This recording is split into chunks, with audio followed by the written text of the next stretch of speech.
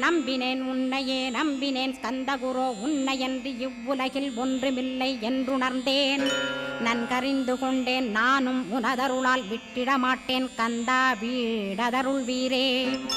நடுநற்றித்தானத்து நான் உனை தியானிப்பேன் பிரம்ம மந்திரத்தை போதித்து வந்திடுவாய். சுழுமுனை மார்க்கமாய் ஜோதியைக் காட்டிடுவாய் சிவயோகியாக எனச் செய்திடும் குருநாதா. ஆசையறுத்து அறநடியைக் காட்டிவிடும் மெய்யடியராக்கி மெய்வீட்டில் இருத்திவிடும்.